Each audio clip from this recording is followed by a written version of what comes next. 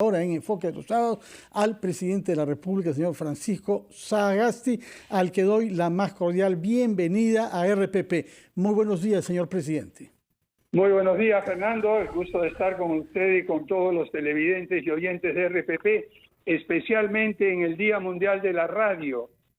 Todos y sobre todo aquellos que somos un poco mayores hemos realmente sido testigos de la manera en que nuestra niñez, la radio fue fundamental para informarnos, para entretenernos.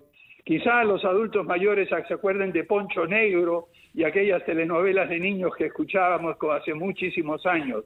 Pero ahora, en tiempos de pandemia, en una situación tan complicada y difícil, la radio tiene realmente una labor extraordinaria en hacer llegar información, en hacer llegar noticias y en difundir lo que la mayoría de ciudadanos, que todos realmente debemos hacer para superar este difícil trance. Así es. Adelante, Fernando. Muchas gracias justamente por explicar cuál es nuestra visión de las cosas, por qué creemos que nuestro trabajo es de servicio público. En estos días, como ha dicho usted, más que nunca. Hubiéramos querido naturalmente conversar el tema hoy con las vacunas, con la llegada esta noche de un nuevo lote de dosis de vacunas Sinopharm, pero entre tanto ha habido, como usted lo sabe, naturalmente una situación en relación a la ministra de Salud, Pilar Macetti, de la cual la prensa de hoy adelanta que habría renunciado, incluso se especula el nombre de quien prestaría juramento dentro de pocas horas. ¿Puede usted confirmarnos que ha presentado su renuncia y que la ha aceptado usted? Así es, la ministra Pilar Macetti presentó su renuncia anoche, conversamos con ella, vimos la situación.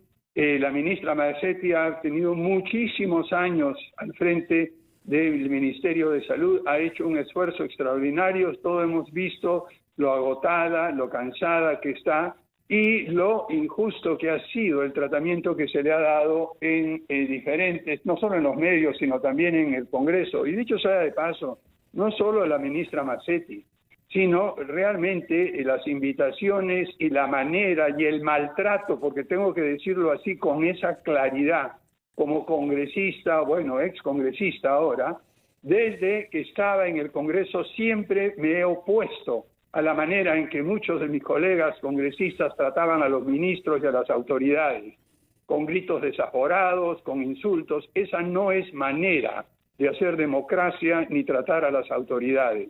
Y durante la última semana hemos visto cómo por horas de horas, mientras algunos congresistas estaban cómodamente sentados en sus casas trabajando virtualmente, se sometía a un interrogatorio realmente indignante, con la repetición de la pregunta, con los insultos, con el planteamiento de temas sin evidencia.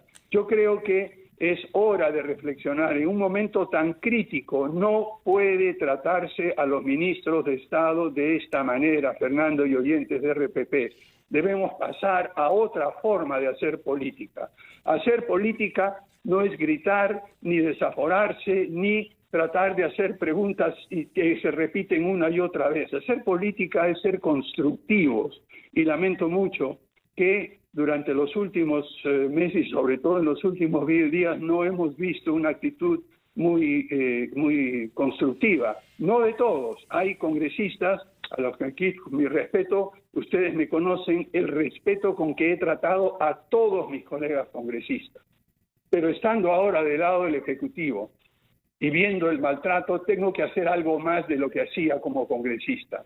Como congresista invocaba a mis colegas a que por favor sean moderados, que tengan tranquilidad, que digan las cosas con evidencia, que no insulten, que no se lancen a hacer acusaciones sin ningún fundamento. Eso lo hacía como congresista.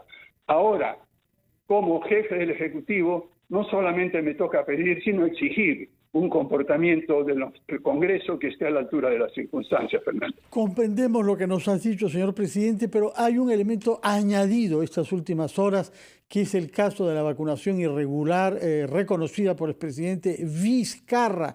Hemos escuchado, no en este caso congresistas, sino exministros, decir que la señora Macetti era culpable de eso de todas maneras, porque se lo supo y lo permitió, está mal. Y si no lo supo, mal también. Se ha dicho acá en RPP hace poco rato. ¿La señora Macetti dio alguna razón? ¿Le ha explicado usted por qué renuncia? ¿Tiene algo que ver en esta decisión lo sucedido con la vacuna irregular del expresidente Vizcarra? Bueno, yo creo, como usted bien ha dicho, esto puede haber sido la gota que rebasó el vaso, porque no ha sido una cosa puntual, ha sido un maltrato continuo y, en fin, mire, este es un tema más, pero yo creo que los temas que tenemos que conversar ahora en nuestro país, aparte de la vacunación del señor Vizcarra, si lo hizo bien o lo hizo mal, y si uno es irresponsable o no responsable, tenemos una tarea por delante. Llegan 700.000 dosis de vacunas esta noche. Estamos ya en las negociaciones activas, hemos concluido negociaciones con Pfizer por una cantidad muchísimo mayor de vacunas y hay que prepararnos.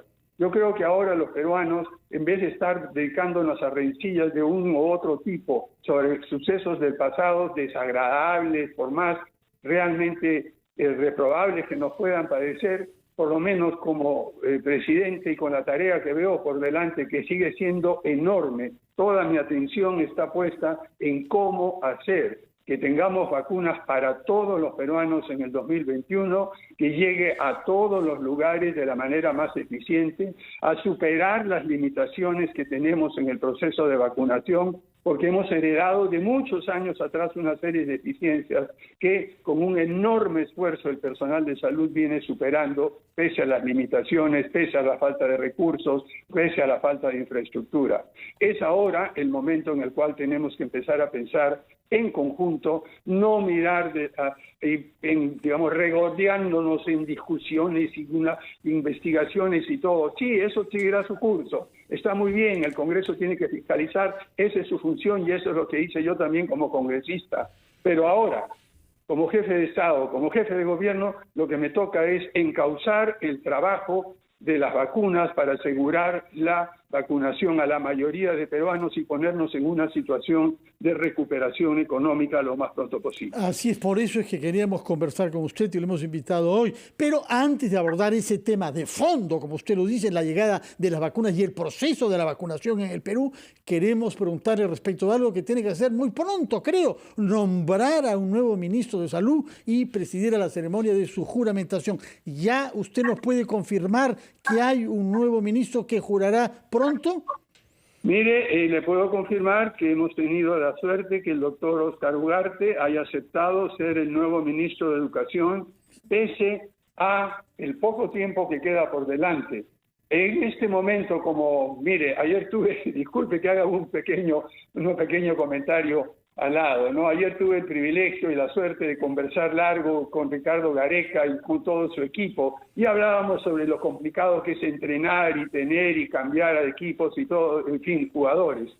Cuando uno está en una situación de crisis, lo que trata de hacer es traer a un jugador experimentado, a que uno conoce, que puede integrarse rápidamente al equipo, que puede trabajar en conjunto y además, en su caso, que ha sufrido las consecuencias del virus, del COVID-19.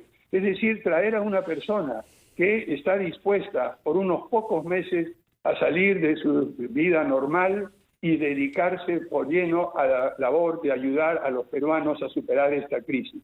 Entonces, puedo confirmar que dentro de 1:15, a las 10:30, estará juramentando el nuevo ministro de Salud, el doctor Óscar Ugarte. Creo que será un digno reemplazante de Pilar Macetti, a quienes extendemos nuestro agradecimiento total y todos los peruanos debieran estar agradecidos.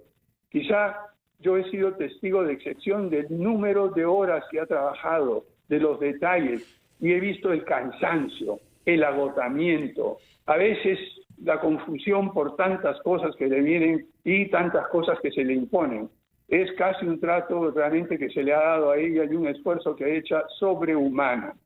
Yo creo que no se le puede pedir nadie más a una persona y ha sido una persona que ha estado dispuesta cuando ha habido algún problema a reconocer su error, a enmendarlo, a trabajar. Entonces, que realmente creo que ha sido extraordinario poder contar con ella, sobre todo en esta etapa inicial, donde hemos negociado las vacunas con éxito, donde hemos empezado el sistema de vacunación y todo el procedimiento en orden. Ella deja la cosa en camino y quien toma la posta es alguien que conoce el sistema, que lo puede hacer, que puede continuar con él de una manera efectiva. Entonces, el gobierno sigue trabajando, pero quizás o en otro momento o ahora más tarde podemos conversar sobre otros temas. Sin duda. El gobierno no se acaba con la pandemia, no se acaba con el COVID, no se acaba con el ministro. Seguimos trabajando en todos los campos, en educación, en salud, en vivienda, en transporte, en agricultura, en energía, en minas, en turismo, en fin. El gobierno no para a pesar de todo esto y es una cosa que quiero que todos los peruanos lo tengan claro. Trabajamos en las prioridades, pero el gobierno sigue funcionando, Fernando. Sí, ojalá que tengamos tiempo para hablar sobre todos esos otros sectores, pero antes de ir a eso tenemos que hacer una pequeña pausa porque también estamos sometidos a ciertos horarios en relación a la propaganda electoral. Adelante, por favor, con la franja electoral. Son las 9:17 de la mañana, estamos en Enfoque de los Sábados, programa de RPP, conversando con el presidente de la República, Francisco Sagasti. Nos ha dicho usted, señor presidente, que hay muchos otros temas, otros sectores de los que queremos hablar, pero que una buena parte de su tiempo está dedicada a solucionar el problema de las vacunas en el Perú.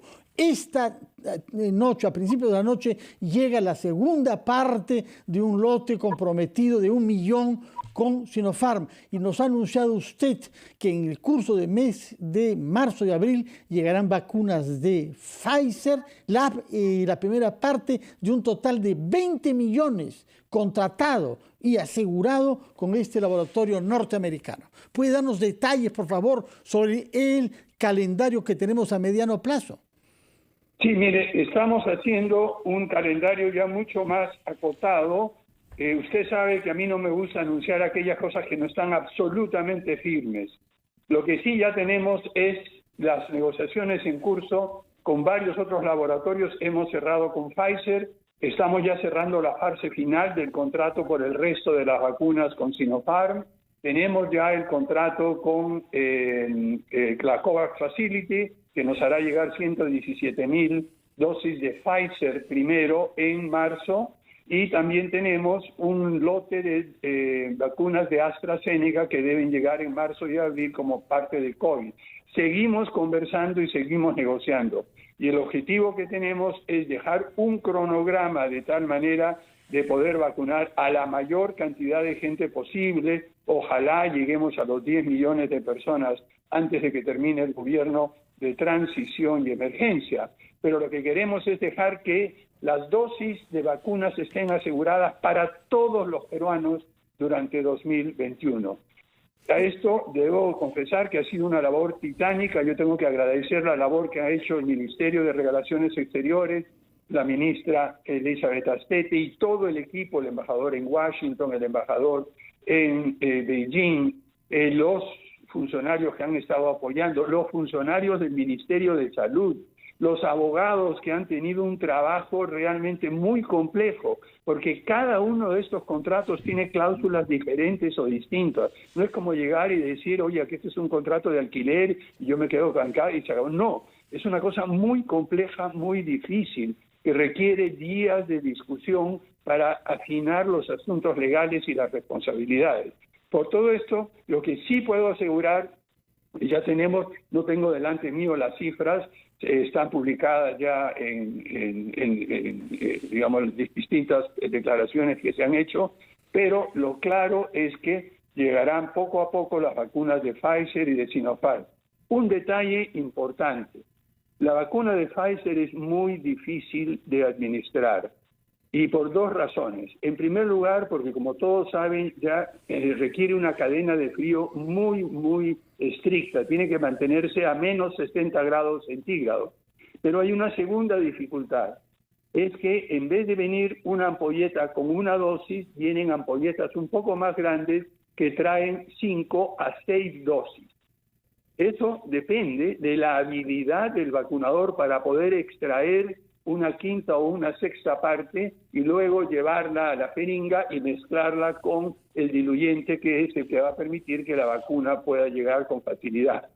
Esto no es fácil hacer y tiene que hacerse en un tiempo muy limitado, porque al salir la vacuna del ultracongelador, solo hay unas cuantas horas que van a permitir que la vacuna esté efectiva. O sea, hay que vacunar rápido. La señora Pilar Macetti, cuando vio esa dificultad, vio una cosa muy interesante que vamos a probar por primera vez en nuestro país, que es que el vacunador más experimentado sea el que se encarga de sacar las 5 o 6 dosis y pasarlas a cada una de las jeringas. Porque esa labor de medir exactamente cuánto saco no es nada fácil. Pero una vez que hace eso, el vacunador experimentado que sabe cómo medir eso, le entrega la jeringa a otros vacunadores que no tienen tanta experiencia y se están entrenando para hacerlo. Esto no se ha hecho en ninguna parte, es una innovación que nos va a permitir a vacunar de una manera mucho más rápida y mucho más efectiva. Y son el tipo de innovaciones que van haciéndose en la forma de administrar la vacuna. Termino con una nota a pie de página. Este tema de que sean 5 o 6 dosis ha sido el pleito más grande que ha tenido Pfizer con la Unión Europea, porque según Pfizer salían 6 dosis y porque todos los vacunadores deberían ser experimentados. Según la Unión Europea, para el promedio de vacunadores salían 5. Y ahí hubo una discusión sobre si estaban dando suficientes vacunas o no, precisamente por este enredo. Eso es solo, Fernando y oyentes de RPP, para explicarle lo complicado que es vacunar, lo difícil, la enorme tarea en que tienen nuestros eficientes vacunadores. Recordemos que el Perú ha sido reconocido por la OPS, la Organización Panamericana de la Salud, como uno de los países que mejor ha vacunado a lo largo de los últimos años. Pero aún así tenemos enormes dificultades y contamos con el apoyo del sector privado, por ejemplo, para complementar los ultracongeladores que ya se adquirieron y que ya tiene el Ministerio de Salud en Senares y en otros lugares en el interior de nuestro país. Con el apoyo de la empresa privada estaremos seguros de tener los congeladores que mantendrán esta vacuna. Pero así como le doy ese detalle sobre Pfizer, cada vacuna tiene sus exigencias, sus problemas, las otras son más fáciles de administrar.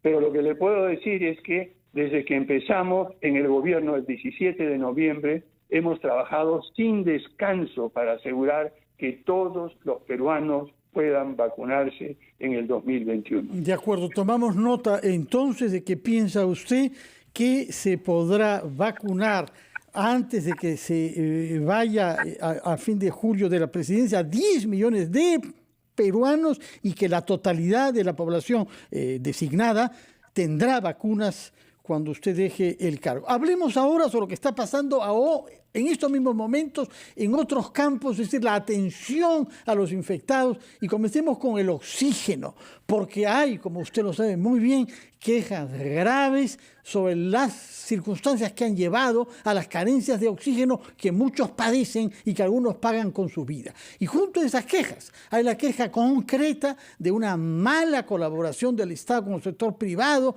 y de una lentitud en los procedimientos del Estado. Yo mismo he recibido testimonios de varias empresas mostrándome cómo una en concreto de San Juan de Miraflores, que quiso comprar 5 concentradores de oxígeno para sus trabajadores infectados, están todavía bloqueadas en el aeropuerto desde hace 4 meses porque les dije, no, ustedes no pueden importar esto. Estamos en emergencia y hay empresas que quieren colaborar, pues no pueden.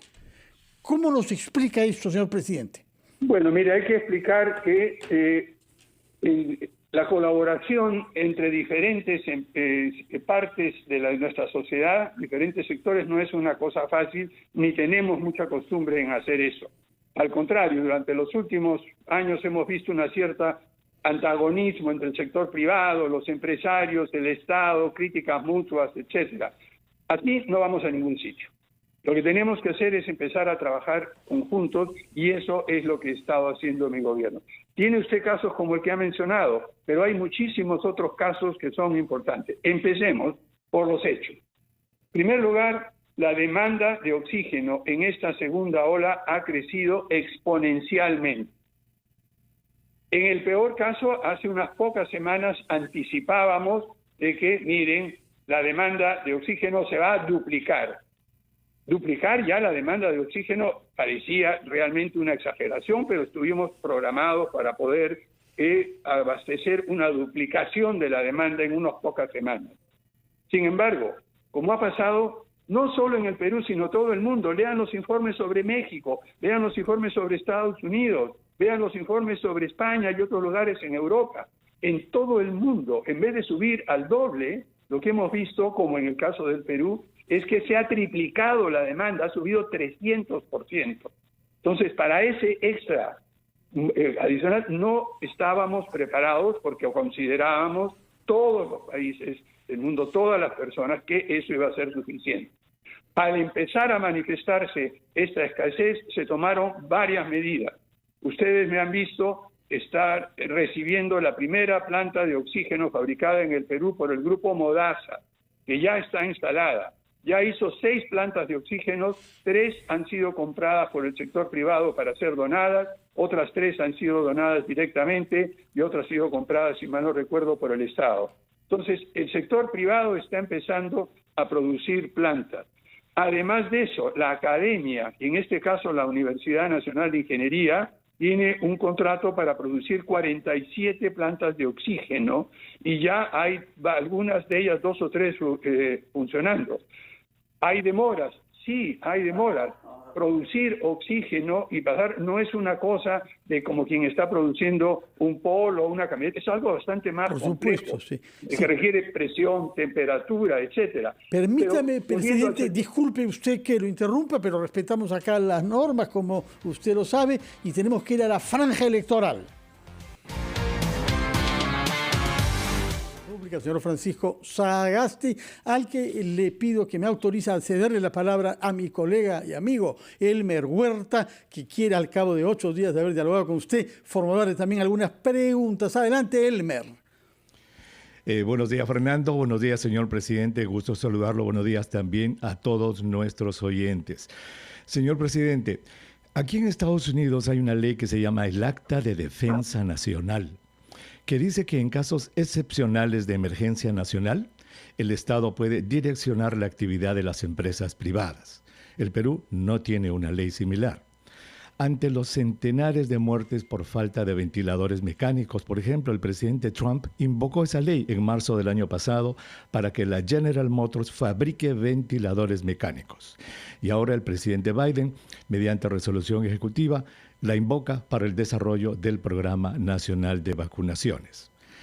Ante la gravísima falta de oxígeno, y coincido con usted en que no estábamos preparados para eso, que pedimos, usted cuando le dio la bienvenida al primer cargamento de vacunas, la semana pasada, dijo: ante esta terrible escasez de oxígeno que tenemos en la actualidad, pedimos a empresas industriales, mineras, hidrocarburos, que pongan a disposición de los hospitales y diferentes centros médicos la provisión de oxígeno que ahora destinan a la producción industrial y minera. Unos días de desviar de producir minerales o hidrocarburos, dijo usted, hacia salvar vidas, es lo que necesitamos en la actualidad.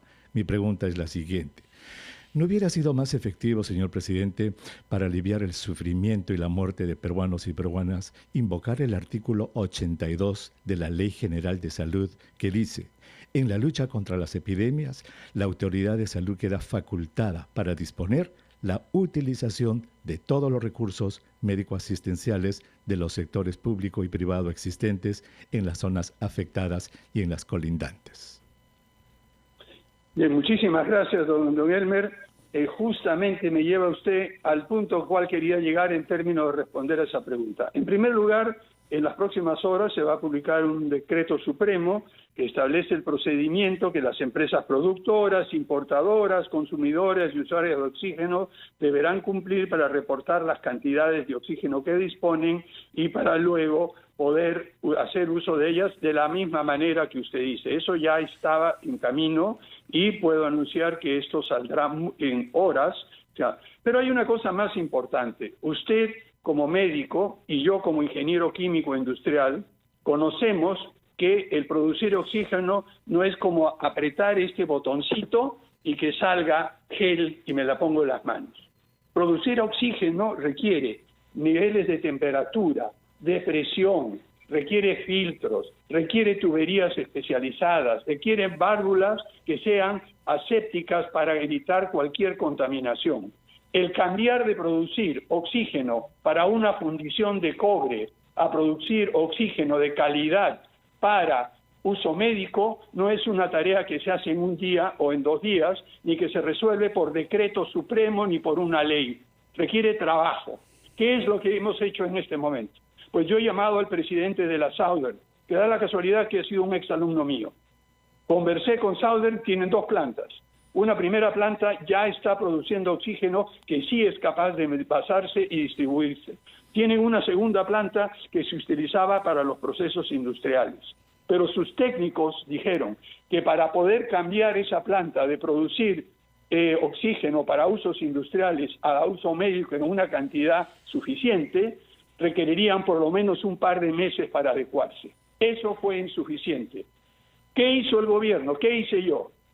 Llamamos a otras empresas. Linde, ¿quién es Linde? La principal productora de oxígeno en el mundo, que está produciendo. Pedimos a Linde, miren, ¿podrían trabajar ustedes con Southern para ver la manera de acelerar ese proceso? La respuesta fue sí. Se juntaron estas 2 empresas y ¿sabe lo que se está haciendo, don Elmer? Linde va a sacar de su stock de repuestos propios que usa para su propia producción de oxígeno, se los va a llevar a la planta de Southern en el sur y va a usar sus propios repuestos para adaptar la planta y la producción industrial de Southern para que sea posible, en primer lugar, de usarse para usos médicos y en segundo lugar, de envasarse en los tanques de oxígeno o en los balones. Lo más probable es que van a ser los grandes tanques de oxígeno. ¿Sabe cuánto tiempo va a tomar eso? No 3 meses, entre 7 y 10 días. Y eso lo está haciendo gratis Linde como apoyo. La condición es que eventualmente Southern le devuelva esos repuestos porque son los repuestos que necesita Linde para mantener sus plantas. Pero esa es una de las formas en las cuales el gobierno, sin tener que mandar o decreto, colabora, moviliza, utiliza sus buenos oficios, sirve de espacio de concentración y así. Segundo lugar, no es suficiente lo que vamos a producir. Ya hemos estado en contacto con el gobierno chileno que generosamente nos ha ofrecido traer y darnos oxígeno. Pero hay otro problema. Ellos pueden llevar el oxígeno solo hasta Antofagasta. ¿Cómo movilizamos de Antofagasta para todo el sur del Perú? Dicho sea de paso, nos han ofrecido inicialmente 40 toneladas por semana y van a llegar hasta ser aún más todavía. Pero ¿cómo transportamos eso? Tampoco es cuestión de decir, viene el oxígeno y lo transportamos y llega solo. Tenemos que tener tanques especiales para poder recibir el oxígeno en Antofagasta y traerlo al sur. Y no solamente esos tanques, sino la manera de que esos tanques luego puedan hacer llegar el oxígeno a los hospitales, a las postas médicas, a quien lo necesita. ¿Tiene el Estado eso? ¿Lo podemos hacer por una ley, don Elmer? No. Lo que tenemos que hacer, y lo estamos haciendo, es trabajar con todos los transportistas públicos y privados que tenemos, que tienen ese tipo de equipo, para que nos ayuden a traer ese oxígeno. Entonces, lo que estamos haciendo, don Elmer, es, en vez de creer, y acá hay un problema de fondo, la gente cree que gobernar es mandar y dar órdenes de arriba y no preocuparse por qué es lo que sucede hasta abajo, hasta el momento en que las cosas se cumplen. Nuestro gobierno de transición emergencia no se preocupa solo por dar decretos de urgencia, por invocar artículos de la Constitución, pero asegurarnos que la respuesta llegue específicamente y se haga en la práctica. Esa es la diferencia que tenemos. Y con lo que decía Fernando, sobre estos abusos que tienen algunos distribuidores de oxígeno, por favor denúncienlos. Denúncienos y estamos listos para intervenir con la fuerza, con la policía, para evitar el acaparamiento, el abuso que se está haciendo en algunos casos. Pero, don Elmer, gracias por su pregunta, porque me permite explicar a la ciudadanía que el trabajo que se hace no es solamente dar órdenes. Gobernar es más que dar órdenes, es concertar, articular, resolver problemas y asegurarse que no solamente se da una ley y luego se lava uno las manos pensando que otros implementen, sino que uno se preocupa por todo el camino que hay que hacer para que las cosas sucedan en la práctica.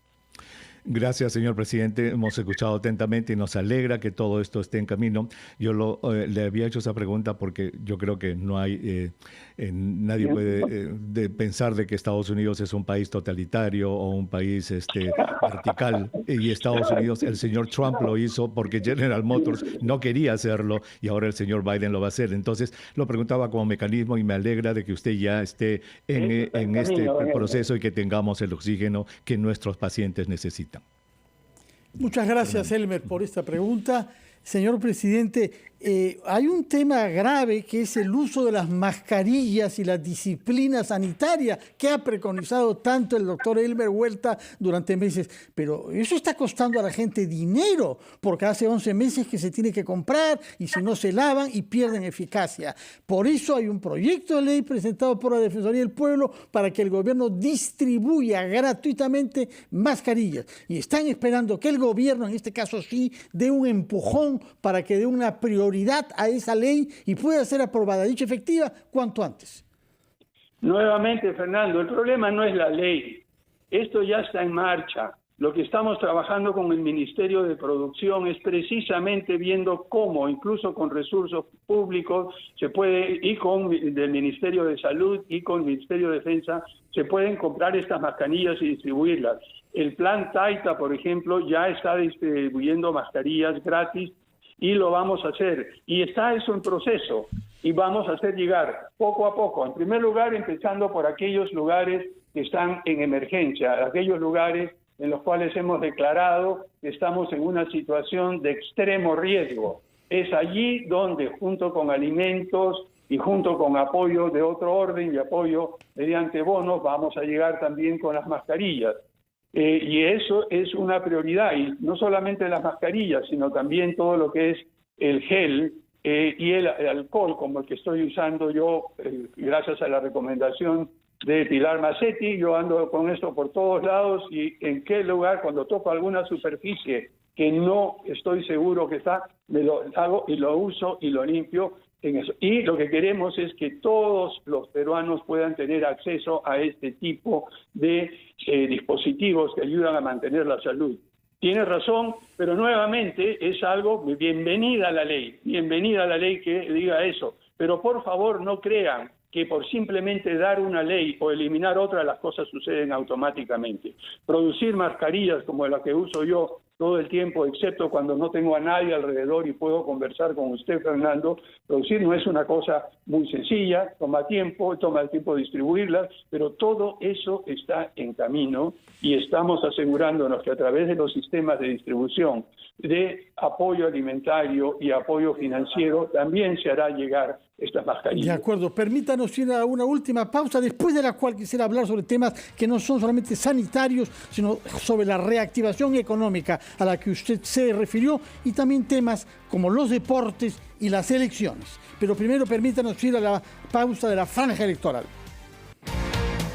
Son las 9:48, estamos conversando con el presidente de la República, el señor Francisco Sagasti, que mencionó desde el principio, que si bien hay una prioridad sanitaria, vacunas, oxígeno, camas, hospitales, hay que pensar en el conjunto de los sectores. Yo quisiera recordar la entrevista que mantuvimos en diciembre, donde usted dijo que hay que destrabar proyectos que tienen demasiado tiempo sepultados justamente bajo la burocracia y los procedimientos. Y usted dijo que en materia de infraestructura priorizaría 3: Majes Siguas, Alto Piura y Chavimochic. Díganos, por favor, a dónde piensa poner su esfuerzo para que esa misma pasión por la acción y no solo por el procedimiento legislativo pueda dar frutos, empleo y riqueza en el Perú. Bien, ayer en la tarde he tenido una larga conversación con el ministro de Agricultura precisamente sobre Chavimochic. Este es un proyecto muy complejo, muy difícil. Ahí el problema de fondo es que está Odebrecht metido con alrededor del 75% del accionariado y el resto lo tiene lo que era antes Graña y Montero. Entonces, todas estas acusaciones de corrupción y etcétera están trabando este proyecto. Lo que hemos hecho es identificar una ruta que permitiría en un plazo relativamente corto, que desgraciadamente va a exceder el plazo de gobierno que tiene el gobierno de transición y emergencia, pero sí vamos a dejar claramente una ruta para que el proyecto de Chavimochi, sobre todo en su tercera etapa, pueda completarse, que pueda completarse la presa, que está en un 70%, ese 70% se completó hace varios años. Tenemos que evitar que se deteriore, no tiene seguro. En fin, en este momento estamos tomando todos los pasos y dejaremos al próximo gobierno ya el camino expedito para poder resolver ese problema. Segundo lugar, en el caso de telecomunicaciones, todos sabemos el problema de la red dorsal que tenemos, que conecta a todas las provincias de nuestro país con fibra óptica de alta velocidad y que se está utilizando a menos del 5% de su capacidad por un contrato mal hecho y mal diseñado hace muchísimos años. Estamos ya en el proceso de resolución del contrato con la firma Azteca, de tal manera de poder recuperar y hacer esto que pase a manos del gobierno. Y al mismo tiempo, ya de usted debe haber visto la ley que sale para poder masificar el uso de Internet, especialmente en la selva peruana. Ya estamos trabajando y destrabando proyectos en diferentes sectores. Hemos visto también cómo se está proveyendo agua potable a los lugares que no lo tenían, como sabe usted muy bien, como se dejó de pagar durante el año 2021 en gran medida el agua, sobre todo en las zonas rurales, en Lima metropolitana y también en los lugares periféricos, en los diferentes cerros. Lo que hemos tenido que hacer es habilitar recursos para seguir proveyendo de agua. En fin, hay una serie de temas, hay una serie de actividades que van mucho más allá. Con Majes y Siguas examinando estrictamente el aspecto legal. El problema es que la forma en que se han hecho estos contratos es legalmente enrevesada. Yo me imagino que es un sueño de abogado y una pesadilla de ciudadano. O sea, sueños de abogados porque hay que entrar en detalles y se gasta demasiado tiempo, y pesadilla de ciudadanos porque no podemos acceder a estos servicios. Entonces, lo que vamos a hacer y lo que estamos haciendo en estos sectores, ya que no podremos terminarlos en los menos de 5 meses y días que nos quedan, es dejar la cosa expedita y lista, tal como lo prometí el día que asumí el gobierno. Dejaremos las cosas listas para el próximo gobierno con toda claridad. Presidente. Eso es lo que estamos haciendo, y podría darle otros sectores. Ya, por ejemplo, se destrabó el tema de las tablets para los colegios. Había toda una dificultad con la licitación, se logró a través de negociaciones con el proveedor AOC que adelanten la entrega, que se eliminen algunas de las barreras burocráticas, y el 30 de marzo, no el 30, marzo creo que no tiene 31 días, el 30 de marzo estarán las tablets repartidas en todos los lugares que las requieren. Y esos son algunos ejemplos. ¿Diría usted que esa frase que acaba de pronunciar es una consigna de su gobierno, que se eliminen las trabas burocráticas? Mire, se trata de hacer, algunas son trabas no burocráticas, sino son requisitos de ley. Hay que simplificar las leyes, hay que ver la manera de hacer que el sector público pueda operar. Una de las cosas que vamos a hacer también, y eso es mucho más difícil, pero por lo menos queremos dar el primer paso, es reformar la ley de contrataciones del Estado. Hay diferentes formas de contratar, es una maraña de leyes y disposiciones diferentes. Estamos formando un equipo de trabajo que va a simplificar eso y proponer una nueva ley de contrataciones del Estado que impida, entre otras cosas, lo que está pasando ahorita, Fernando. Se hace una licitación, gana uno, el que perdió impugna diciendo de que ha habido corrupción y se traba todo el proceso y se pagan daños. ¿Y qué sucede si al final no ha habido ningún tipo de corrupción y se prueba que todo está bien? El segundo que puso la demanda se queda libre de polvo y paja. Lo que habría que hacer es castigar demandas que no llegan a confirmarse. En fin, hay toda una serie de temas que estamos tratando de ver cómo hacer que el Estado no es que sea más eficiente, sino que pueda por lo menos funcionar de una manera normal Claro y que nos sí. tragan. Claro que sí. A ver, respecto de la atribución de los bonos de alivio a 4.200.000 familias de las provincias y las regiones sometidas a cuarentena, ¿confirma usted que comienza la semana próxima en la fecha prevista, lo que requiere un padrón unificado y definitivo? Mire, sí, ya está lo que me informan, y aquí puedo decir lo que me informan. Para empezar, ese padrón de 4.200.000 o 300.000 personas, cuando se hizo la depuración, se redujo significativamente. ¿Por qué? Porque los padrones son muy antiguos y el trabajo intenso que han hecho día y noche en el MIDI, con el apoyo del Ministerio de Economía y Finanzas, ha sido limpiar eso. Pero cosa curiosa, como se extendió el tema de emergencia a otras provincias, ese ahorro, entre comillas, ya ahora, el ahorro, digamos, el número de personas que no estaban consideradas porque eran duplicados o ya no estaban en el lugar, ahora se ha aumentado y seguiremos entregando estos bonos a 4 millones de personas, pero ahora repartidos en más lugares en nuestro país. Pero Fernando, yo quisiera terminar, y sé que nos falta poco tiempo, si me permite, con una reflexión y una invocación. Mire, hemos estado viendo, por lo menos yo he estado mirando, es decir, en qué periodos de nuestro país hemos tenido situaciones de emergencia tan graves, tan difíciles como las que tenemos ahora. Y el único precedente que tenemos es la guerra con Chile. Y mire usted qué curioso, en 1879 tuvimos 2 presidentes constitucionales y un jefe supremo en diciembre de 1879. Poco después teníamos la batalla de Arica, en enero del 81 a la batalla de San Juan y Miraflores, y ese mismo año de 1891 tuvimos por momentos un presidente a secas y 3 presidentes provisorios. Esto ocurría mientras Grau y Bolognesi daban su vida y Cáceres estaba peleando en la selva por defender el país. La desunión de los peruanos es la que produce los fracasos más terribles. Yo creo que tenemos que invocar unidad, dejar las divisiones de lado. Tratemos que durante esta pandemia trabajemos todos juntos. Y mire, recibí justo un regalo de las Fuerzas Armadas el día de ayer, un libro sobre Cáceres. Y, por favor, Fernando, déjeme citar Por favor, al revés, le agradecemos. El 30 de octubre de 1887, don Andrés Avelino Cáceres le dijo al país: después de la campaña militar se ha iniciado otra lucha más difícil y penosa, la lucha por superar las consecuencias del desastre.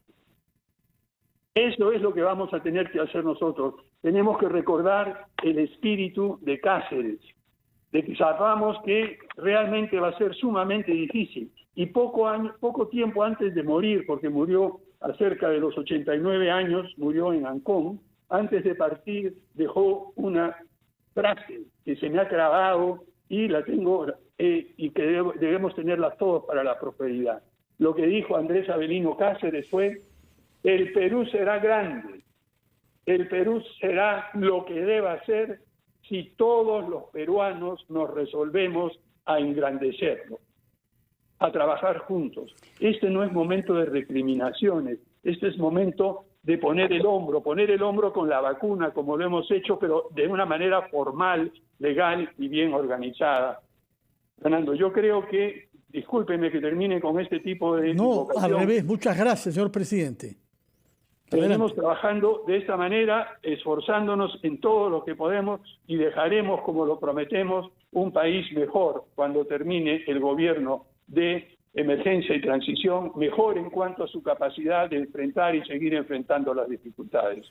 Muchas gracias, Fernando. Muchas gracias a usted, señor presidente, por estas palabras, y permítame a mí terminar también expresando nuestro reconocimiento a los médicos y al personal sanitario de nuestro país, muy particularmente a los del Hospital Almenara, que está celebrando hoy el 80 aniversario de su entrada en funciones. En su momento, como usted sabe, fue el más grande hospital del país, hoy sí uno de los más importantes bajo el liderazgo de su director Jorge Namorós, por haber visitado ese hospital en varias oportunidades